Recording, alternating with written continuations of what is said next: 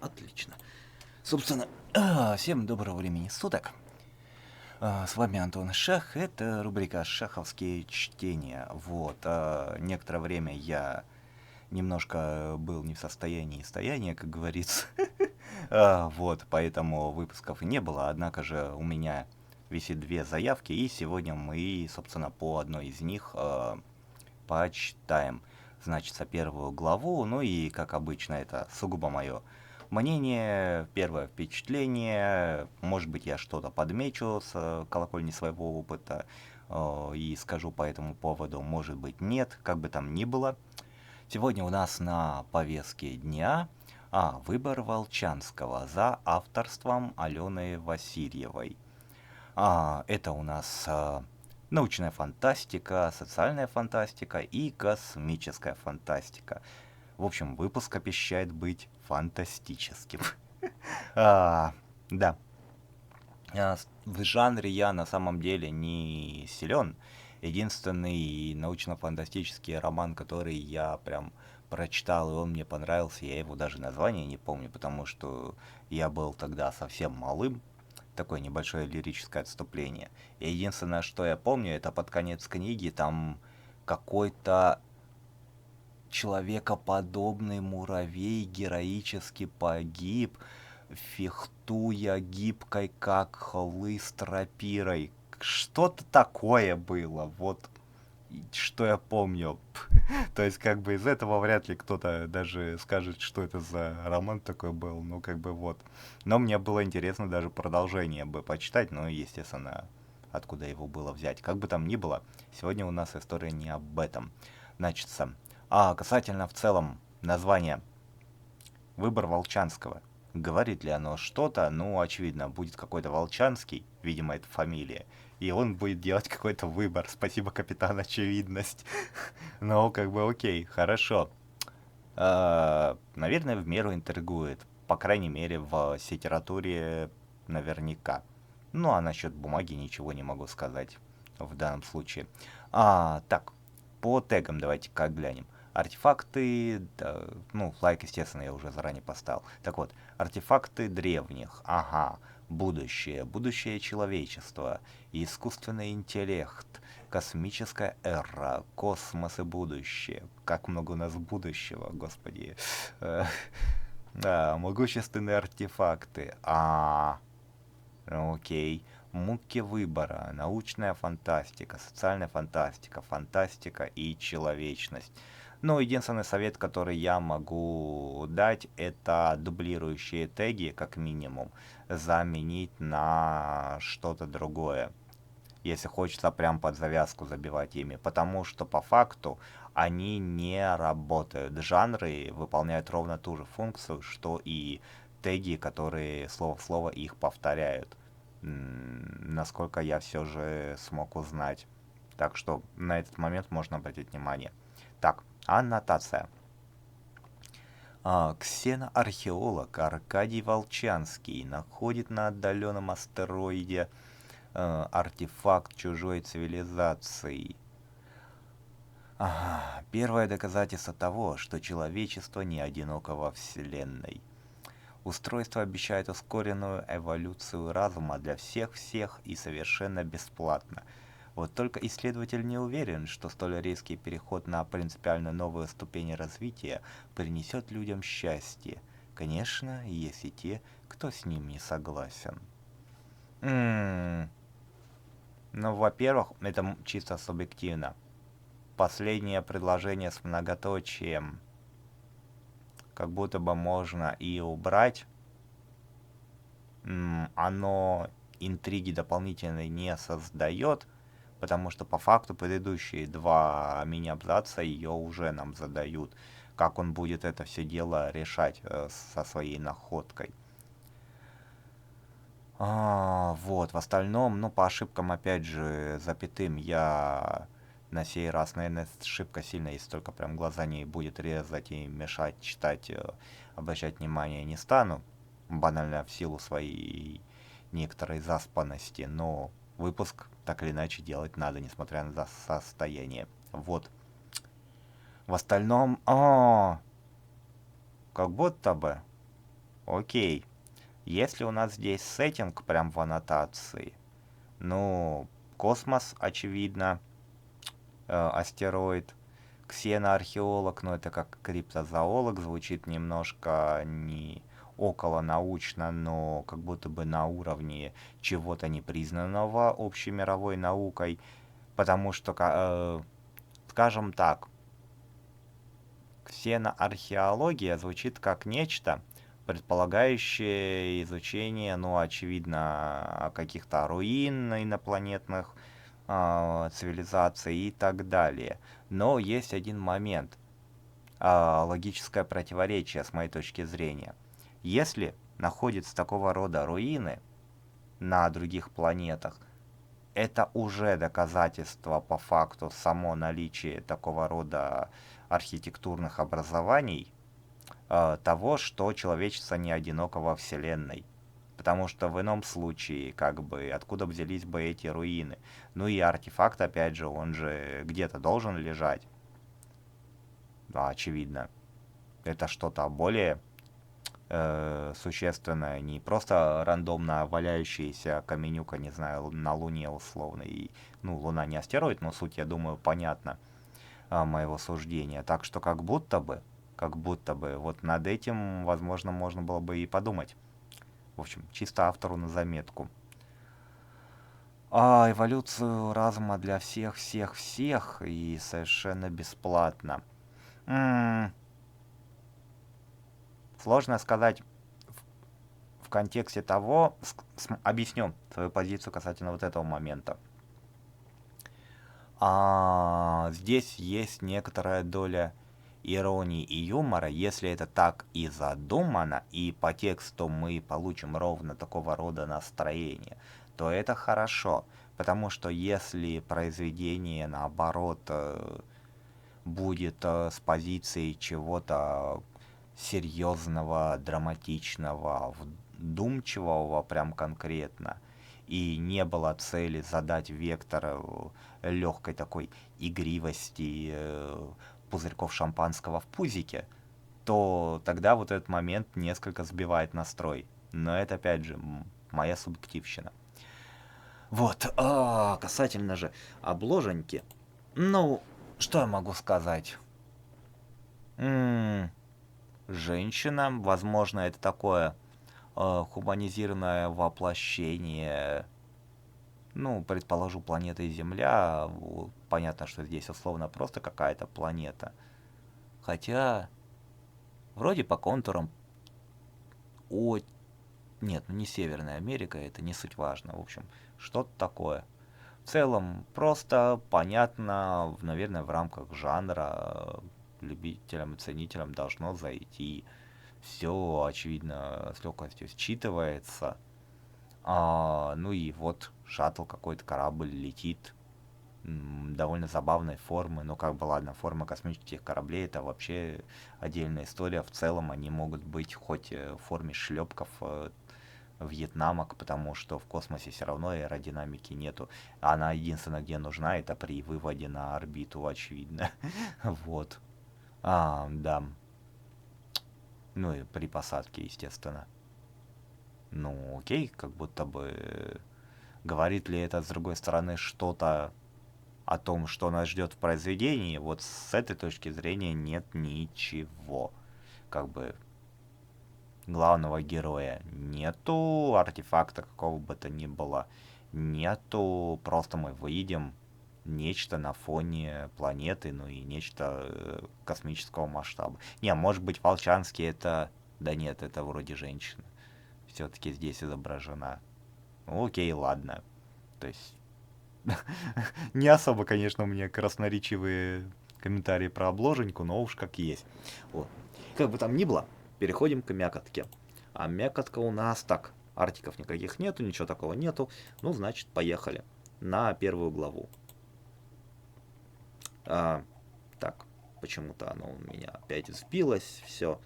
Я опять же пролистывал чисто скроллингом, прикидывал по времени. И мало ли, если пролог, может еще что-то. То есть, может быть, понадобилось бы для большего понимания несколько глав читать, если бы они были бы супер маленького размера, там, скажем, по 5000 знаков, но как бы это тогда ни о чем было бы, тогда я уже, возможно, несколько почитал, а так, поехали, в любом случае. Глава 1, ну, глава 1. Над головой раздался протяжный металлический скрип. Крепкий, но уже... Так, стоп, я пододвинусь. Ой, одного, чтобы получше было все видно. Ай, опять же. Вот так. Так. Над головой раздался протяжный металлический скрип. Крепкий, но уже сидеющий мужчина привычно поморщился. Какофония звуков остывающей обшивки сопровождала его еженощно, а ночь здесь наступала каждые 16 часов. В такие минуты на исследователя неизменно накатывала тоска и неверие в то, что на оказавшемся когда-то столь перспективном куске камня, болтающемся на орбите чужого умирающего солнца, найдется хоть что-то полезное. А ведь удаленное сканирование явно указывало на высокую вероятность найти следы чужой цивилизации. Целых 23% надежды. Небывалая роскошь. Тем не менее, долгие месяцы исследований оказались тщетны. Теперь на, на, теперь на базе, срочно, с большим энтузиазмом, развернутой почти 2 года назад,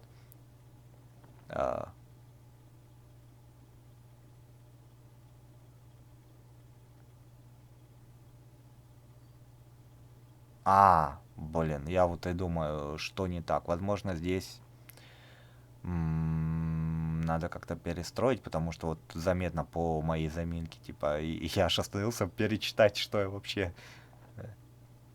вот эта вот часть с большим энтузиазмом, развернутая почти 2 года назад, э, остался один Аркадий Волчанский.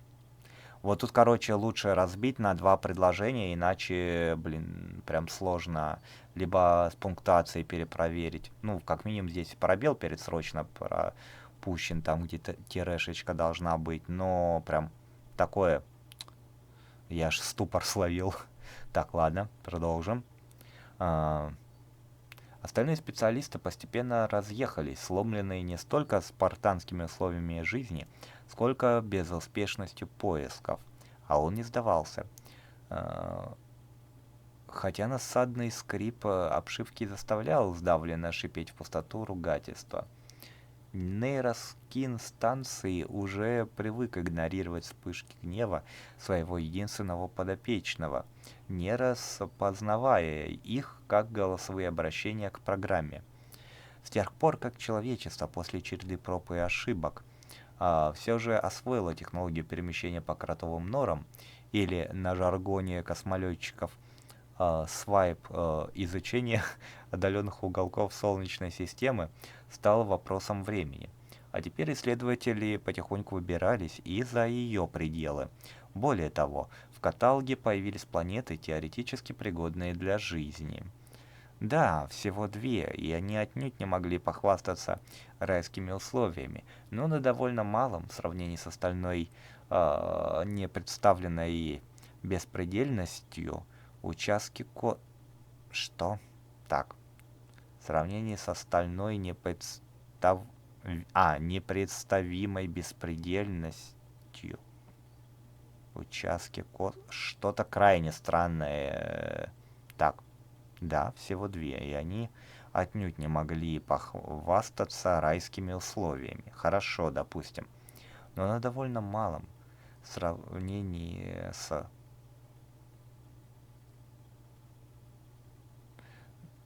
Окей,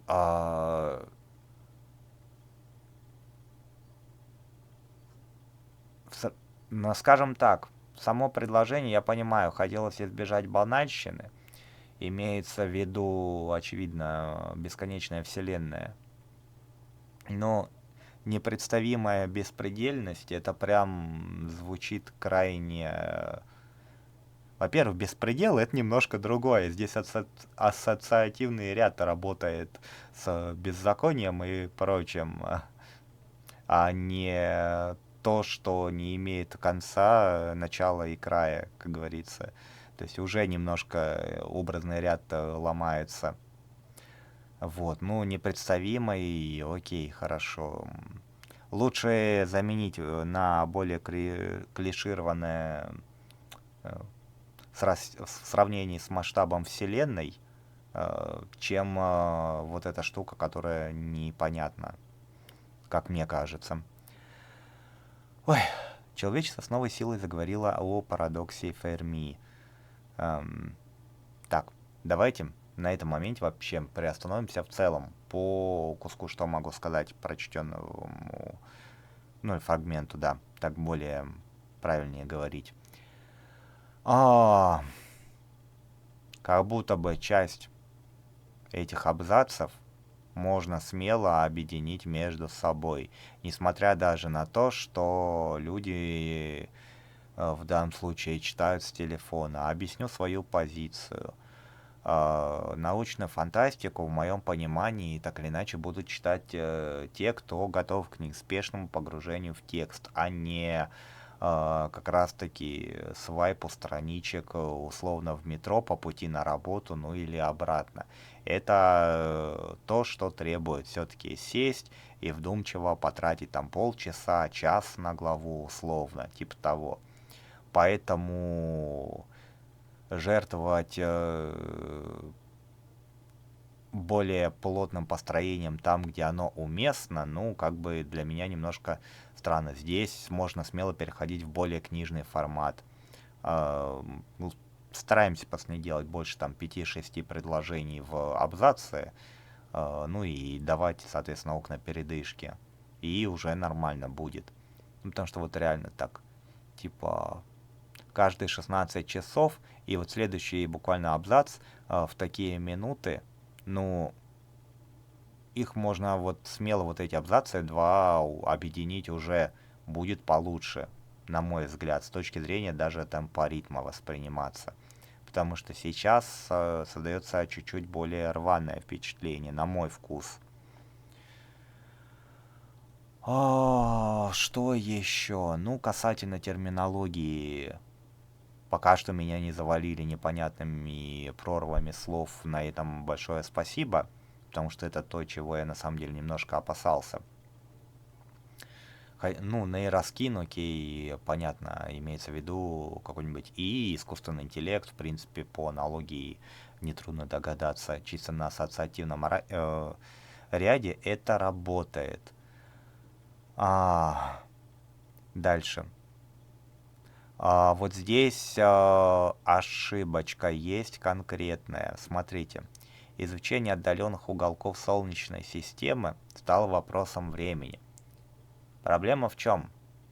Не, если имеется в виду именно... Просто далекие планеты подразумевает то, что это за пределами Солнечной системы. У нас как бы она в масштабах космоса не настолько большая, как минимум до той же... Ой, ну и до Марса, в принципе, долететь можно, или до Венеры, до чего там сейчас планируют лететь. То есть за одно буквально поколение, даже при текущем уровне развития, на самом деле, технологий. Поэтому это такой момент.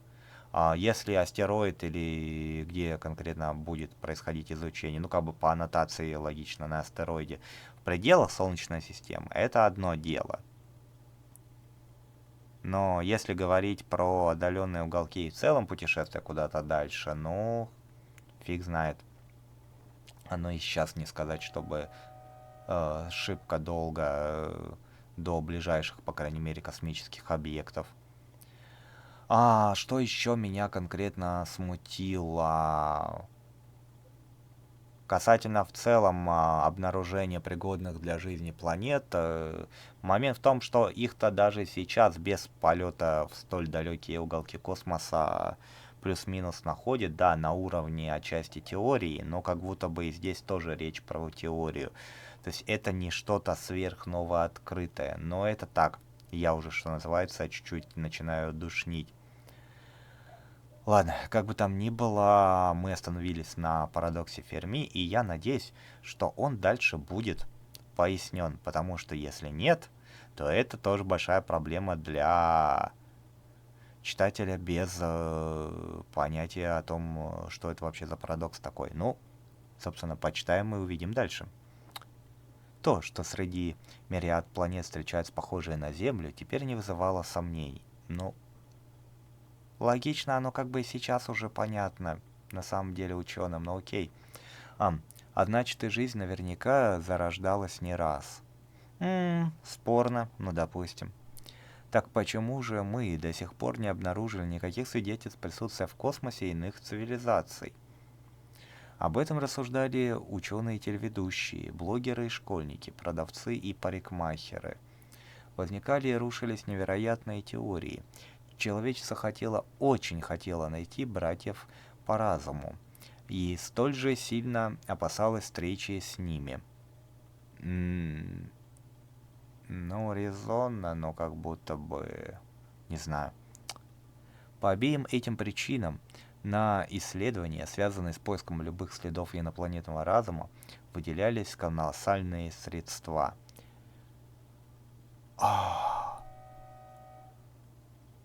Я капельку в этом моменте, опять же, включу микродушнилу по одной простой причине. Мне кажется, что средства выделялись бы больше не на поиск внеземной жизни, прежде всего, а на поиск планет каких-нибудь относительно... Ну, блин, в космосе не может быть что-то стабильно, потому что в любом случае происходит постоянное движение, вращение и прочее. В общем, на наличие мест, где можно добыть полезные ископаемые, потому что весь вопрос сводился бы прежде всего для корпораций и власть имущих, особенно в таких условиях, к банально заселению и добыче ресурсов. И единственное, в каком контексте интересовали бы ксенорасы, это обеспечение безопасности, дабы не мешало ничего эти самые ресурсы добывать. Вот и все. А если можно было бы наладить торговлю, это, конечно, хорошо, но прежде всего оценка именно с такой позиции шла бы, на мой субъективный взгляд. Потому что бабки в данном случае решали бы куда больше. Именно поэтому Аркадий Волчанский сидел сейчас в одиночестве на громадном астероиде, болтающемся по вытянутой орбите вокруг далекой звезды, которой названия не имела, только длинный буквенно-цифровой номер. Слушал стоны металлической обшивки и размышлял о том, не ошибся ли при выборе жизненного пути.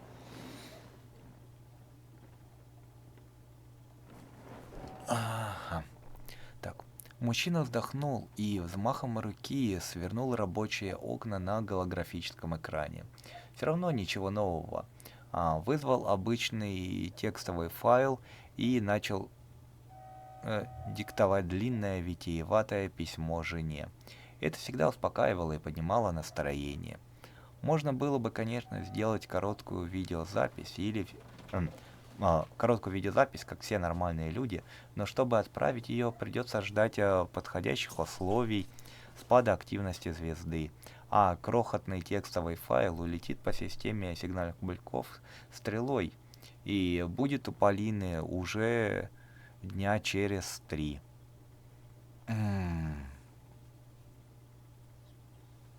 Дня через 3, говорите, да? Окей, в этом моменте я сейчас не буду придираться, потому что, скажем так, во-первых, может быть здесь не по радиочастотам оно будет передаваться через космос, а какими-нибудь новыми фантастическими технологиями, и тогда, очевидно, вопрос мой был бы в любом случае нерелевантен, но, по-моему, если бы даже имеется в виду все же радиоволны, как будто бы это крайне быстро, а радио вроде настолько быстро в космосе-то не передается. Но я могу ошибаться, это то, в чем я не столь сильно шарю. Вот. Окей. И да, еще такой момент, но за что я зацепился. Тут уже не совсем дело вкуса. Я не совсем понимаю в некоторых местах, для чего ставится восклицательный знак. То есть в данном случае вот все равно ничего нового. А, Это же не прямая реплика персонажа, это авторская речь, так или иначе у нас сейчас идет экспозиционная. И почему здесь тогда восклицание? Кто у нас восклицает? Автор, когда тон скорее ощущается вполне себе спокойным. До этого, в принципе, с восклицанием ровно такой же момент был. Также, если текст, в принципе, вычитывать, редактировать, подавать в издательство, из того, что мне известно, есть две вещи, на которые обращают внимание. А, Это как раз-таки восклицательные знаки и их уместность. И это многоточие, потому что люди очень часто, я сам этим грешу, ставят многоточие, особенно когда речь идет именно про описание третьего лица и повествование третьего лица. Но они там в том и дело, что скорее показывают то, что автор обрывает мысль и не договаривает ее до конца, крайне часто неоправданно. С многоточиями подобного я пока что в тексте не замечал, но вот, собственно, про восклицательные знаки я уже упомянул. Вот, как-то так. Ага, так. Любезная моя Полина Сергеевна, продиктовал Аркадий свое привычное приветствие. В жизни, конечно, он к ней так не обращался, но письма, по его глубокому убеждению, требовали особого подхода. А, Повисшие на экране строки моргнули. Под «любезная моя» появилась жирная красная черта. Исследователь сердито ткнул в нее пальцем. Рука, не встретив преграды, прошла сквозь голографический экран, но нейроскин тут же откликнулся. А если ты составляешь деловое письмо, то данное обращение может быть воспринято некорректно. Ам, Голос системы звучал мягко и отрешенно. Даже не поймешь сразу, мужской или женский. Но, учитывая мерзкий навязчивый характер, Волчанский склонялся к тому, чтобы воспринимать раздражающую нейросетку как досужую склочную домработницу. Он раздосадованно закатил глаза, отлично зная, что последует дальше, но все же возразил. Ты отлично знаешь, кому адресовано письмо. Мы уже неоднократно это обсуждали. Если это письмо личного характера, то оно выглядит слишком официальным. Рекомендую добавить в обращении кривые нотки, ласковое прозвище, предложить варианты. Нет, рыкнул Аркадий и сердито развеял файл движением ладони. Остатки без того зыбкого вдохновения испарились. Я уже 20 раз тебе приказывал не лезть со своими исправлениями. У тебя что, настройки поломаны? Переустановлю при первой возможности. Вот только когда она будет, эта возможность? Ой, так. Возможно, я, опять же, слишком сильно душню, и нужно относиться ко всему проще. Но поэтому я в очередной раз напоминаю, это сугубо мое мнение, автор имеет полное право с ним быть не согласным, никто не заставляет переписывать и так далее. Уж, пардоньте, вынужден это повторить на всякий случай. Но что меня в данном фрагменте конкретно смущает? Ну, во-первых, развеял файл движением ладони должно звучать поэтично и в целом понятно, имеется в виду, что он взмахнул, и то, что он делал, надиктовывал, удалилось. Но развеивание это про что-то эфемерное, в том-то и дело, не материальное, несуществующее, то есть дымка какая-то, не знаю, туман, а, а здесь же, ну, файл это все-таки, несмотря на то, что существует в электронном только виде, а не материальном, это то, что все-таки имеет какую-то форму, пусть и в виде нулей и единиц условно. Поэтому это первый момент. То есть более банальное удалил или стер в данном случае звучало бы куда лучше, на мой взгляд. По крайней мере, не создавало бы вот этого ощущения неуместной в контексте даже жанровой подачи поэтичности. Хотя, конечно, он начал с обращения такого более поэтичного, но одно дело, когда это в устах персонажа, в его мышлении и так далее, а другое дело, когда это с позиции уже авторской подачи и речи, и это не заявлено не как что-то задуманное изначально. Вот такое вот смешение стилистики, поэтики и более прямой и обыденной прозаики.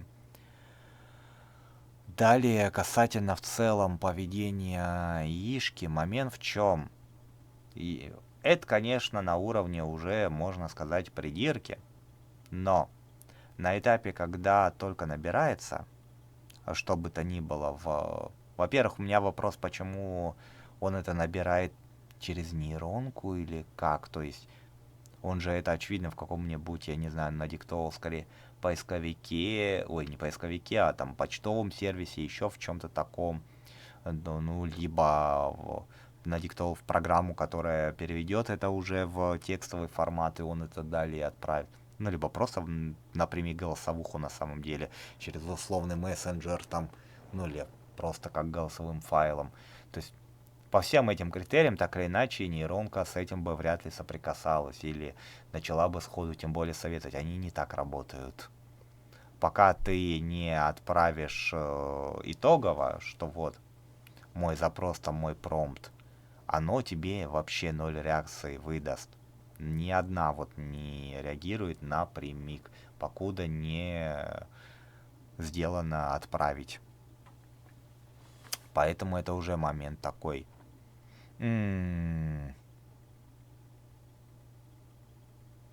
Да и моментальная реакция, и не настолько они моментально реагируют, там даже в режиме быстром все равно. Плюс чего он взял, что это что-то официальное, как будто бы на это, опять же, не было никакого момента. Не знаю, ладно, я с этим и так слишком сильно затянул своими рассуждениями. Давайте-ка продолжим. Ага. Ошибаешься. Не 20 раз, а всего 7. Оцени свое самочувствие по 10-бальной шкале. Уверен, что твои когнитивные процессы в норме. Нейроскин спустил в голос заботы и участие, отчего ощущение, будто он издевается, стало еще сильнее. Волчанский запрокинул голову и уставился в потолок. Иногда ему очень хотелось выпустить сброс самообучающейся системы к заводским настройкам, но это, во-первых, было небезопасно, так как система руководила в том числе и блоками жизнеобеспечения, а во-вторых, исследователь отлично понимал, без этих перепалок ему на станции было бы совсем тошно.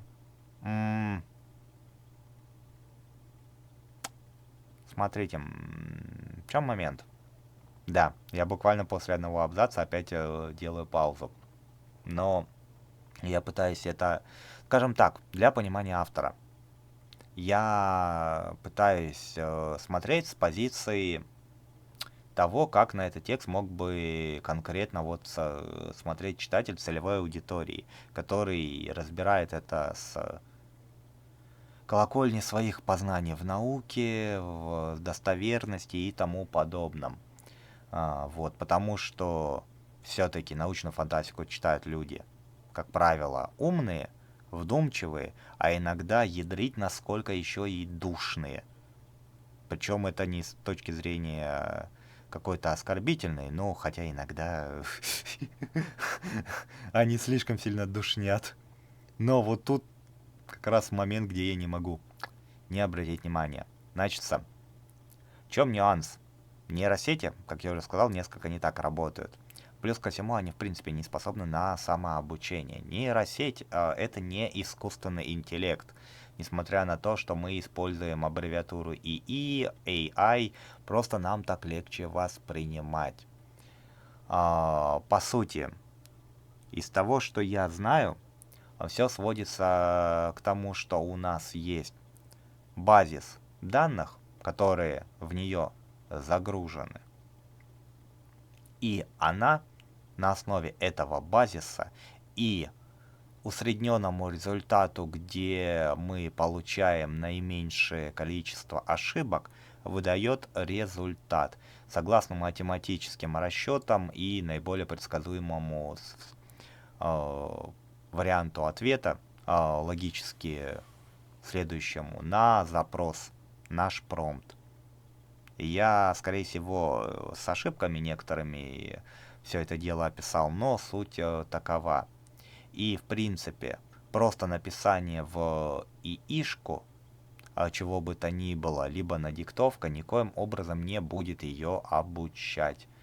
Для этого оно должно собираться в какую бы то ни было, опять же, базу данных, затем загружаться, все это дело инфодампом таким, кластером, после чего еще должны проходить прогоны с этими данными, где будет достигнут под человеческим контролем результат с наименьшими ошибками. И в принципе у нас даже сейчас на самом деле еще крайне большая проблема с обучением ИИ начинается в контексте того, что по факту, касательно, например, тех же текстовых материалов, единственное, на чем можно ее дальше обучить, это на том, что уже генерируют сами нейросети, а это ведет к их деградации как раз-таки вычислительных всех способностей, грубо говоря, к отуплению. Потому что банально нового производимого людьми, его в любом случае, несмотря на то, сколько нас миллиардов, недостаточно для того, чтобы давать ей достаточно много нового качественного контента, особенно учитывая то, сколь много всего люди нового производят уже чисто с помощью нейросетей. То есть это немножко такая точка тупика наступила. И в данном случае, если мы говорим про именно нейросети, если бы она могла, просто поглощая информацию окружающую, обучаться, это вело бы к тому, что она бы просто-напросто сломалась бы, она бы начала у нас без конца галлюцинировать, потому что ей нужна настройка так или иначе. Ну и да, если что, переустановка, опять же, никоим образом не решает никакие проблемы там с их глюками, потому что это не зависит от переустановки. Это немножко не то.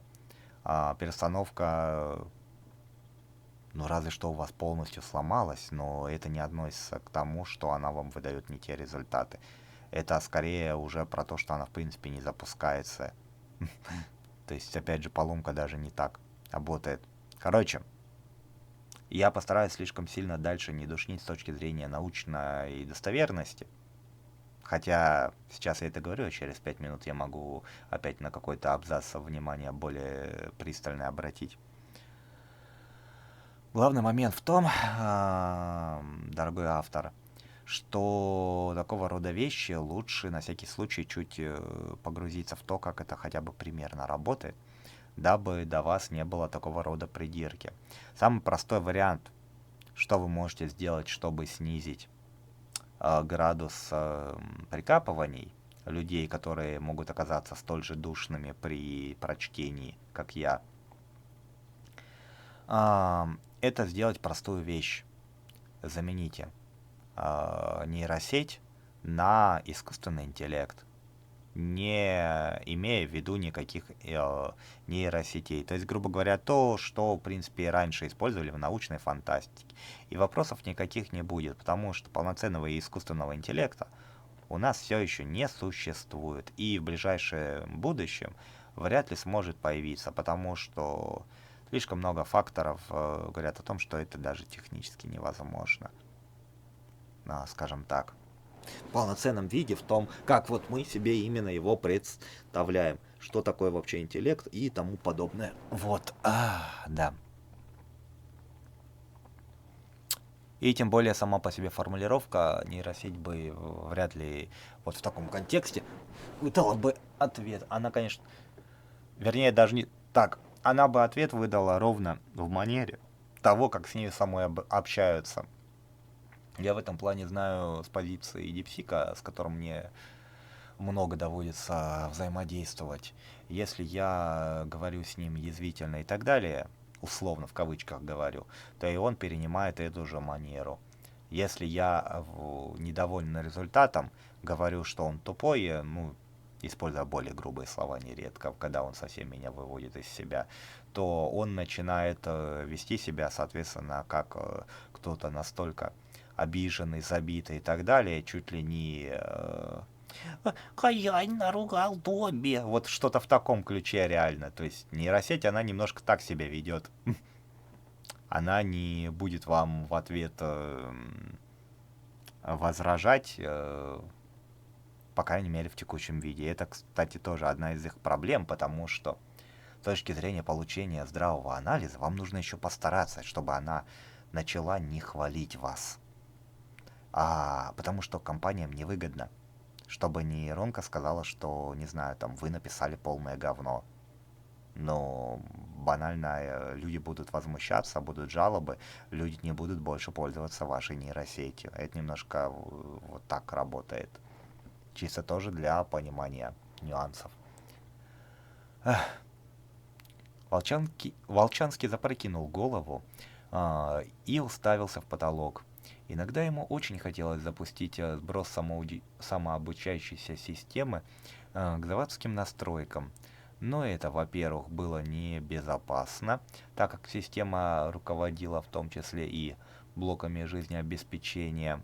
А во-вторых, исследователь отлично понимал, без этих перепалок ему на станции было бы совсем тошно. Опять же, замените на ИИ, и не будет вопроса, потому что нейросеть не многозадачная штука, она так или иначе заточена под что-то определенное и конкретное. Она не может и жизнеобеспечением эффективно заниматься, и отправкой сообщений и прочее, ну, чисто на заметку. Вот. Даже в контексте научной фантастики, потому что научная фантастика — это фантазия о будущем, но на основе хотя бы каких-то наших представлений и познаний в науке. Потому что без фундамента, какого бы то ни было научного и обоснования, и понимания того, во что это может развиться, научная фантастика не может работать. Это уже иначе будет просто фантастика, ну или фэнтези, если это полная выдумка. В том-то и дело, что научное, тут ключевое слово научный, а фантастика подразумевает, что этого пока нет, и мы фантазируем, как эта наука может развиться. Вот. Да. Та-та-та-та-та.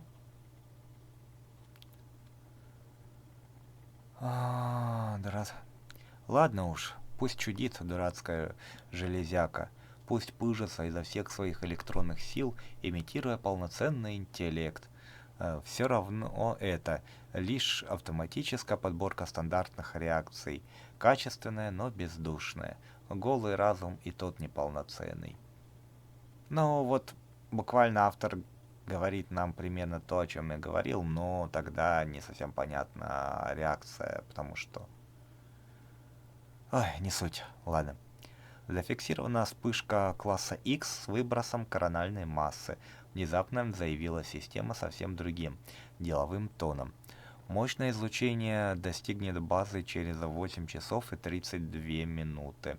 С целью сохранения работоспособности систем, все оборудование будет отключено на 3 часа и 18 минут до прохождения основной волны. Сотрудникам базы надеть скафандры и баллоны с дыхательной смесью, загерметизировать шлемы на период отключения систем и до полного возобновления их работы.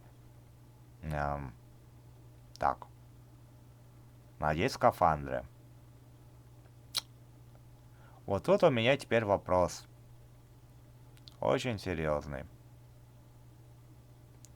Если они не в скафандрах, как они в принципе где-то там в космосе находятся? Я понимаю, скорее всего имеется в виду, ну, искусственная атмосфера по типу как на, ну или подобие атмосферы, скорее так можно сказать. Как на этом, ну, на космических всяких станциях и так далее. Но все равно там подобие просто внутреннего скафандра по факту носят. Вот, ну ладно, это такое в целом, допустим. А еще один очень важный момент, Отключение системы до полного возобновления их работы. М, Ну, это, по-моему, имеется в виду генерация воздуха идет, да? Потому что и предполагается разгерметизация, если как бы ну, им нужно будет дыхательные средства использовать. Ой. Ладно, я обещался слишком сильно в эту сторону не копать, и здесь я не настолько шарю. Хорошо, допустим, приму просто как данность.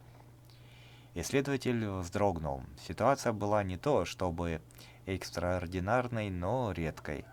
За все время, что ему довелось мотаться по отдаленным уголкам космоса под столь мощные выбросы, он попадал лишь дважды, и второй раз вот сейчас.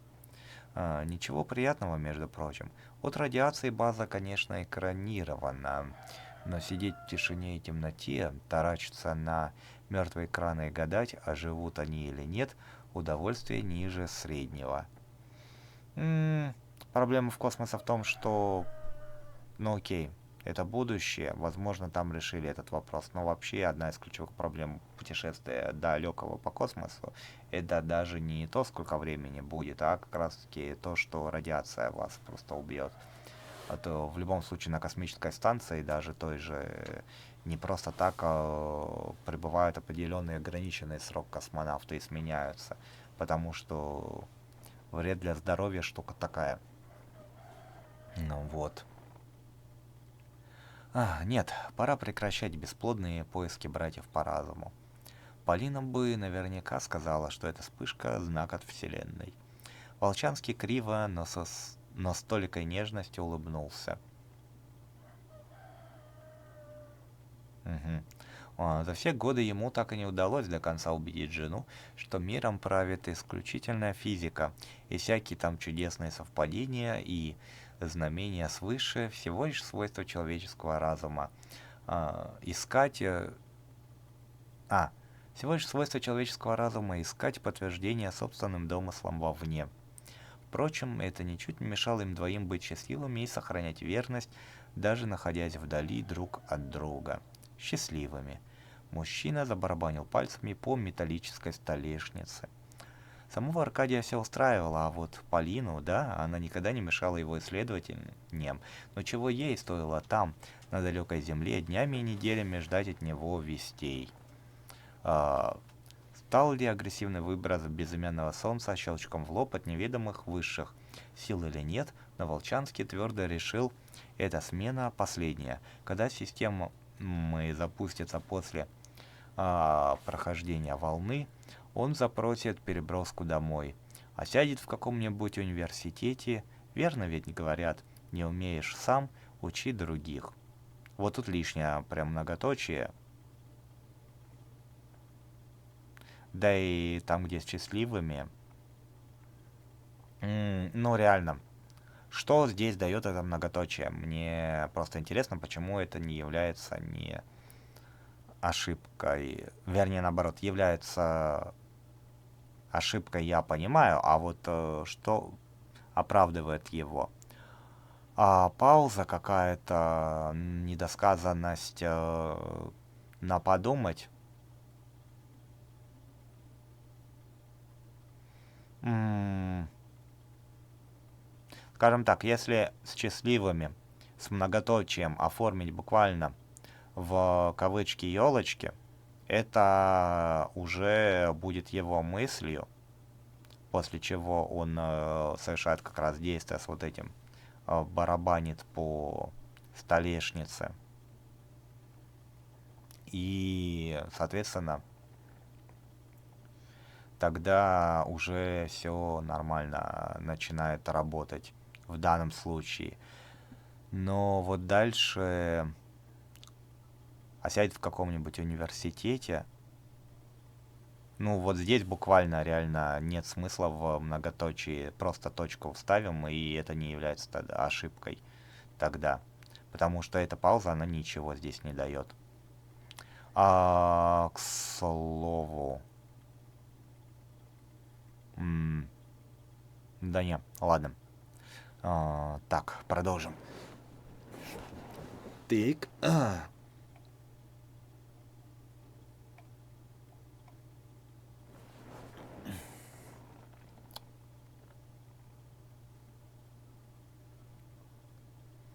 Ну и, кстати, я хз, кто говорит верно, ведь говорят, не умеешь сам учить других.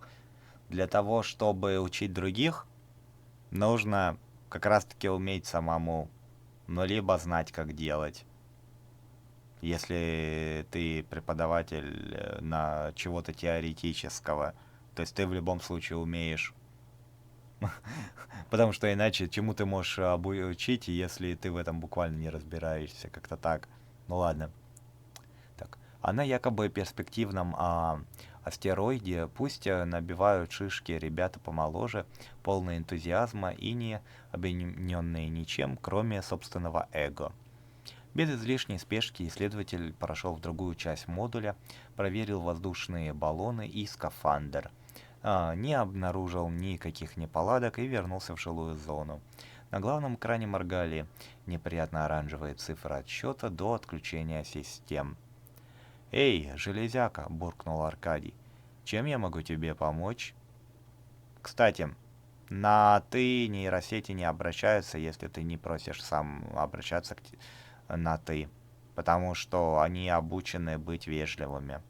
Это тоже такой нюанс, крайне важный с точки зрения достоверности. Есть ли вероятность, что волна дойдет раньше обозначенного времени? Между прочим, мои системы анализа данных очень совершенны, обиделся компьютер. Не может он так, даже на уровне имитации.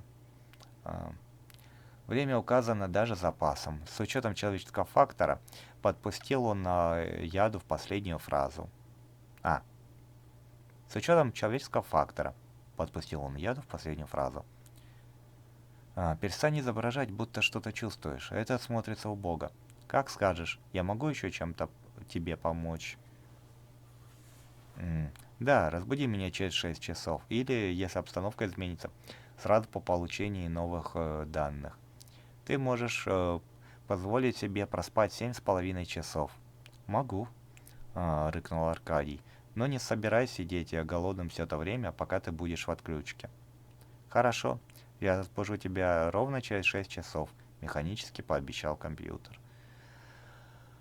Так, во-первых, в принципе, хоть здесь, ну, мы уже около половины прочитали, но давайте так, на самом деле, я думаю, в данном случае я остановлюсь на этом моменте, уже потому что хотя бы, что, ну, я и так слишком много на что обратил внимание, и вряд ли моя итоговая оценка каким бы то ни было образом изменится, потому что автор уже вполне себе поймет, на какое впечатление это произвело на не целевую, с одной стороны, но с другой стороны крайне душную часть потенциальной аудитории, которая, возможно, могла бы стать целевой, потому что сама по себе история в базисе, вот до момента, по крайней мере, до куда я дочитал, мне понравилось.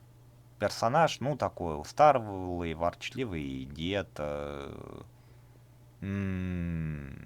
Нейронка, ну окей, заменить просто на яишку, и много вопросов, в принципе, отпадет, потому что мы понятия не имеем все же, как именно реализуется искусственный интеллект, но точно не через нейросети. Нейросеть может быть лишь одной из составляющих, скажем так, искусственного интеллекта, точнее разные под определенные задачи. В это я готов поверить, как и, в принципе, многие люди, которые чуть-чуть именно с ними взаимодействовали более плотно. Что еще? Что еще? Чего мне конкретно не хватает при этом всем? Описаний. Вот реально. Потому что нету никакой картинки в голове. То есть максимум какие-то пара огоньков, оранжевые буквы какие-то, еще что-то. Ну, окей, голубые какие-то голограммы. Это вот то, что я на скидку вспомнил. У нас нету ни по факту, кроме того, что это сидеющий крепкий мужчина, образа героя, какого бы то ни было. Мы, окей, скафандры, мы без понятия, какого рода это скафандры, чтобы представлять во что они там будут облачаться. У нас нету представления даже в целом от того, ну что это за станция, где он находится. Хоть какая-то картинка визуальная нужна для представления. У нас сейчас по факту только сама рефлексия нашего главного героя в совокупности с диалогами с машиной. И на этом все. То есть буквально вот. Также в целом я просто вот пролистну. Диалог. Окей. Какие-то более объемные абзацы. Вот первый более-менее объемный какой-то, да. В остальном же, в основном все вот по одной-две строчки. Я опять же говорил уже, понимаю, что пишется это, скорее всего, с расчетом под телефон и чтение с телефона. Но реально, не знаю, редактура и факт-чекинг прям плотный надо бы, чтобы не было вопросов. Читалось ли при этом легко? Ну, как бы, несмотря на усталость, здесь были вполне себе конкретные предложения, на которых я ловил ступор. И это тоже такой момент. Возможно, это со мной проблема. Стоит закинуть, например, текст в какую-нибудь автоматическую говорилку. Да, они не умеют очень часто в правильное ударение, но, по крайней мере, с точки зрения пауз, если правильно запятые проставлены, тирешечки, вот этого всего, и того, насколько это вообще легко воспринимается на слух, а это очень важно при написании текста, потому что несмотря на то, что люди читают про себя, по факту чтение про себя это мысленное почти что чтение вслух. И оно крайне помогает выявлять в том числе вот такого рода ошибки. Из плюсов разве что самоповторов я особо не заметил, по крайней мере на прочитанном участке. Но это такое, да. Ладно, как бы там ни было, автор, надеюсь, не в обиде. Это, повторюсь, последний раз за данное видео сугубо мое мнение. Оно субъективное и ни на что не претендую.